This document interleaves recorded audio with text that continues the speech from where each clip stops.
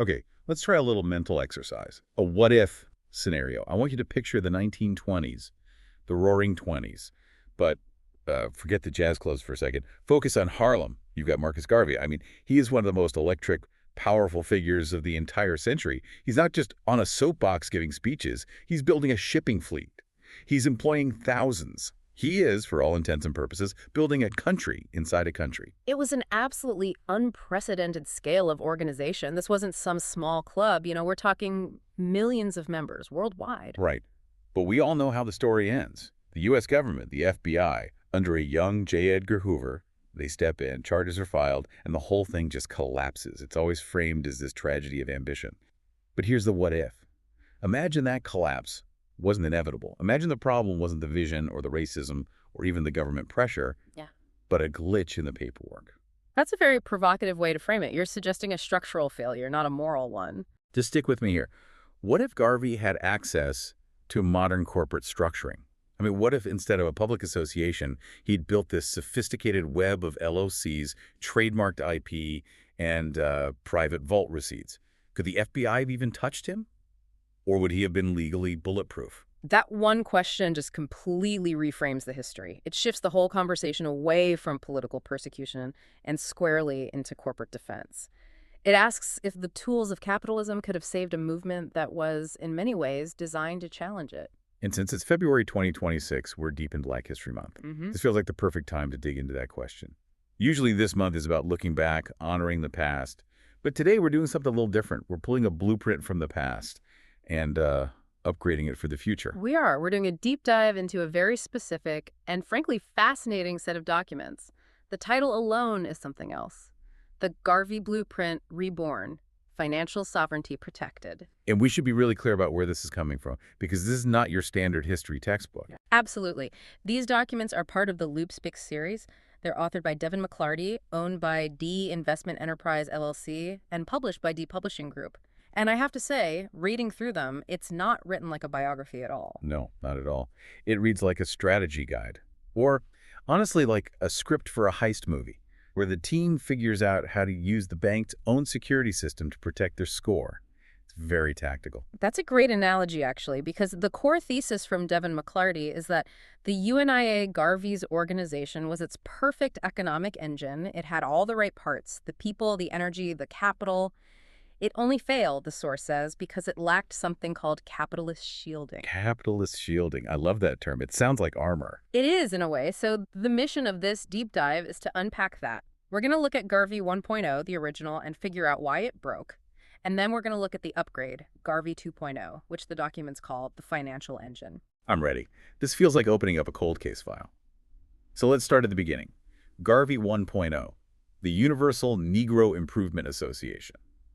When people hear that name, they think, I don't know, parades, big hats, fiery speeches. They think of it as a social movement, and it was. But the source material from D Investment Enterprise LLC makes a really critical point here. It calls Garvey's strategy a hybrid move. Hybrid, how so? He merged Caribbean and American tactical codes. People often miss this nuance. He was Jamaican, operating in the U.S. He understood you couldn't just have the revolutionary spirit of the Caribbean without the sort of industrial pragmatism of America. He fused them, and that created a formula that's key to this whole thing. Protest plus maneuver equals sovereignty. Okay, hold on. Let's break that down. Protest plus maneuver. We see the protest part a lot in history. The marches, the signs. Right. And the source argues that protest, just airing a grievance, is necessary, but on its own, it's toothless. It makes noise, but it doesn't create leverage. For leverage, you need maneuver. And by maneuver, we mean moving money around. It means shifting economic resources, logistics. Garvey didn't just want people to be angry. He wanted them to be industrious. It wasn't give us jobs. It was we are building the factories. It's the difference between asking for a seat at the table and just building your own table. And when you look at what he actually built, I mean, the scale is just mind-blowing for the 1920s. We all hear about the Black Star Line. A whole shipping fleet. Yeah. The goal was global trade linking Africa, the Caribbean, and America. But it was so much more than ships. The McClarty documents listed out. Newspapers like the Negro World, factories making dolls and uniforms, laundromats, grocery stores, even banks. This was not a club where people just paid dues. He was building real infrastructure. The source calls it a nation within a nation. And you have to understand that concept to get why the U.S. government panicked. He was building independent systems so that Black people didn't have to rely on the very systems that were oppressing them. It's economic decoupling, a closed-loop economy, basically. Precisely. But, and there's always a but the documents point to a major barrier. And it wasn't just the government, it was internal. The text calls it the psychological ceiling. Yeah, this part really stood out to me. We tend to gloss over the mindset of the average person back then. Well, you have to remember the context. This is a population that has dealt with generations of sabotage, of slavery, of Jim Crow. The source says many followers literally couldn't picture Black people owning ships or banks. That little voice in your head saying, they'll never let us have that, or that's for them, not us. It was just unimaginable. So Garvey wasn't just fighting the government. He was fighting this deep-seated belief that economic sovereignty was some kind of fantasy. He had to be a CEO and a therapist at the same time. Which is an impossible lift. Yeah. But he was succeeding. The UNIA was massive. And you could argue that its very success is what brought the hammer down. Correct. Success attracts scrutiny. If he'd just stayed on a street corner shouting, he might have been ignored. But when you start moving money across borders, well, that brings us to the next part. The mechanism of erasure. Why did Garvey 1.0 actually fail? And here comes J. Edgar Hoover. The architect of the takedown. The U.S. government, especially the FBI, they started to panic. But the documents point out a key detail. They didn't panic because of speeches about pride. They panicked because of that nation within a nation idea. Because if you have your own economy, your own trade, your own banks, Yeah. you don't need the state anymore. Exactly. It's an existential threat to the state's monopoly on power. If a population becomes self-sufficient, they become ungovernable through traditional means. You can't threaten someone's job if they work for themselves. So they had to take him out. The source lists the usual tactics: infiltration, sowing discord, psychological warfare. Basically, COINTELPRO before it had a name. But the one thing that actually stuck? The smoking gun. Wasn't treason, it was mail fraud. Mail fraud. It sounds so, I don't know, bureaucratic, like a parking ticket. It does. It sounds like he forgot to put a stamp on something. Why was that the weapon they used? And this is where we get into the legal stuff, which is where the Garvey 2.0 thesis really starts to click. The government couldn't jail him for thinking Black people should be free. That's not a crime, technically. So they went looking for a technicality. And they found administrative errors in how the Black Star Line was selling stock through the mail. So they claimed a brochure promised a ship that hadn't actually been bought yet? Is that it? That's the essence of it, yes. They argued that showing a picture of a ship the company intended to buy but didn't physically own at that moment was fraud because it was sent via the U.S. Postal Service. Wow. That feels incredibly thin. It was thin, but it was enough. And this is where capitalist shielding comes in. The analysis in the McLarty documents argues that the UNIA was so vulnerable because it was structured as a public association. What does that mean exactly? A public association? It means it ran on public trust. It was a mass movement. The leaders were out front. Fundraising happened at public rallies. The books were essentially open. It was exposed. And because it wasn't a compartmentalized corporation, the government could use a tiny technicality like mail fraud to criminalize the leadership and seize everything. So it's like going to war in a t-shirt.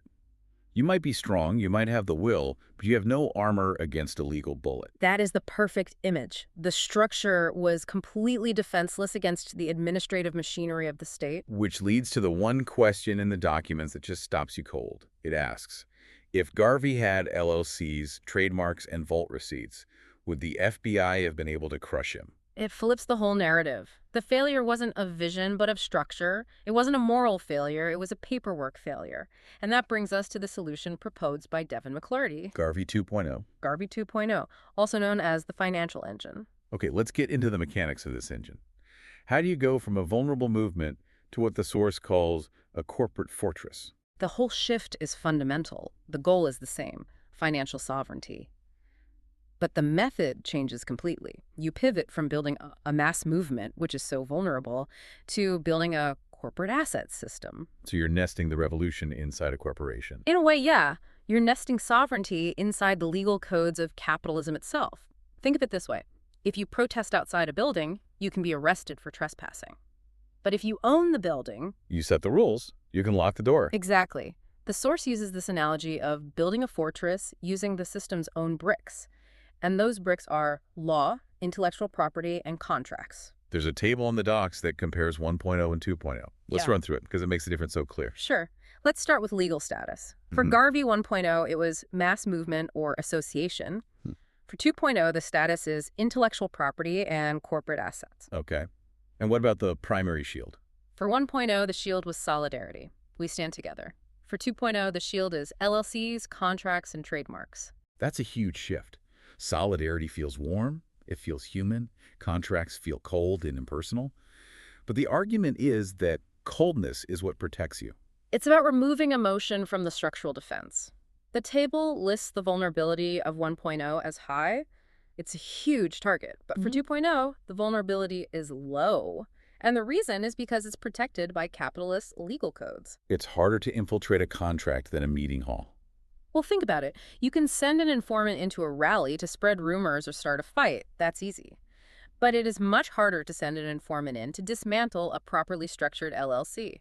To do that, the state has to violate its own corporate laws, the same laws protecting Amazon or Google.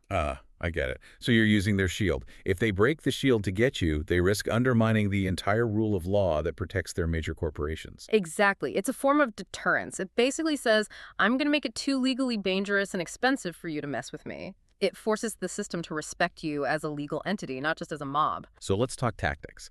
The documents outline 3 specific tactical upgrades to bulletproof this thing. This is the how-to part. Right. Upgrade number 1 is intellectual property, IP. From ideologies to proprietary assets. What does that mean in practice? It means you don't just have a philosophy, you preach on a corner, you codify the strategy, you write it down, copyright it, trademark the names, you own it. The source says this protects the how of the movement. So if the leader is targeted, The asset survives. You can arrest a person, but you can't arrest a copyright. If the blueprint is owned by a corporation, it keeps functioning no matter who's in charge. It removes that single point of failure that Garvey was. When he got deported, the movement fell apart. But if the movement is an IT portfolio, it's durable. that's brilliant. It depersonalizes it. The cause becomes content that is legally protected. Okay, what about upgrade number 2? Corporate structuring. This is the direct answer to that mail fraud trap. The source talks about creating a defensive legal web with LLCs and contracts. But how does an LLC actually stop the FBI? It's just a piece of paper. It's about the corporate veil. In a public association like the UNIA, the lines between the leader and the organization's money were blurry. That's how they got him.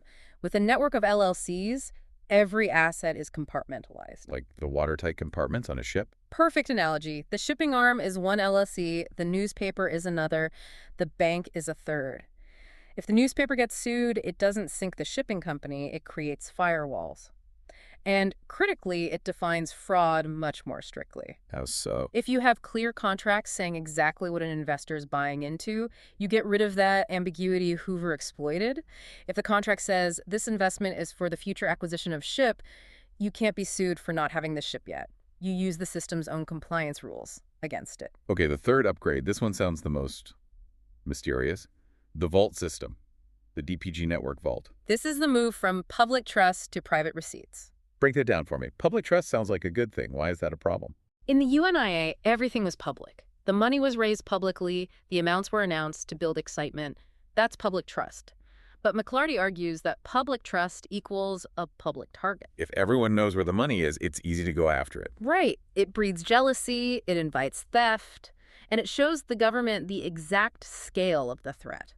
The upgrade is strategic invisibility. You move assets into a private vault system. The source mentions private asset management and verification. So instead of a big rally cheering because you raised $1 million, You have a private secured vault receipt held by the stakeholder. It's verifiable to the owners, but it's shielded from public view and sabotage. It takes the target right off your back. You're operating in the private sector, not the public square. it's like going into stealth mode.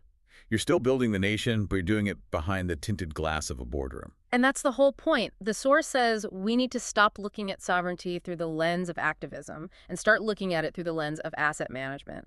Wow, that is a heavy shift. Yeah. It takes all the emotion out of it and replaces it with engineering, legal engineering. And historical engineering. It's taking the painful lessons of 1925 and applying the tools of 2026. It's saying the spirit of the UNIA was right, but the vehicle was wrong for the terrain. So let's zoom out. We've gone from the streets of Garvey 1.0 to the boardroom of Garvey 2.0. We traded pamphlets for patents. What's the big picture takeaway? Well, the source has a very clear conclusion. It says, the system doesn't just fear solidarity, it fears solidarity that is legally and financially fortified. That's the key, isn't it? Yeah. Solidarity alone is not enough. You can have 1 million people holding hands, but without the LLCs, without the legal shielding, you're still vulnerable. Exactly. The system can absorb protest, it can handle marches, it can even handle riots. What it cannot handle is a competitor that plays by its own rules better than it does. It's the difference between asking for a seat at the table and just buying the table. Or building a better table, patenting the design, and then charging them rent to sit at it. I like that one better. You know, with it being Black History Month, this feels like such a necessary update. We spend so much time honoring the sacrifice of the past, honoring the martyrs, but this is honoring the intellect of the past by actually applying it. It is. It's saying Garvey was right. He just needed better armor. And now, because of work like what Devin McClarty and D and Investment Enterprise are doing, the blueprints for that armor exist. We don't have to reinvent the wheel. We just have to put better tires on it. It really changes what a movement even looks like. Right. If we think of a movement as loud, as chaotic, this suggests the most dangerous movement, dangerous to the status quo, is quiet. It's paperwork. It's boring. Boring is safe. Boring is protected. Excitement gets you watched. Paperwork gets you paid. That needs to be a bumper sticker. Yeah. Excitement gets you watched. Paperwork gets you paid. But it's true. The most powerful entities in the world today, they aren't holding rallies. They're executing contracts. And I think that's the challenge this source material leaves us with. It challenges you to rethink what resistance even looks like. Which brings me to the final thought I want to leave everyone with. We've talked about how the system crushed Garvey and how the financial engine uses corporate structures to protect that same dream. Right. So here's the question. Is the ultimate form of protest becoming a corporation? That is the provocative thought. I mean, think about it. If the tools of the system, the LLCs, the IP, the vaults, are used to protect sovereignty, does the system still win because you're using its tools?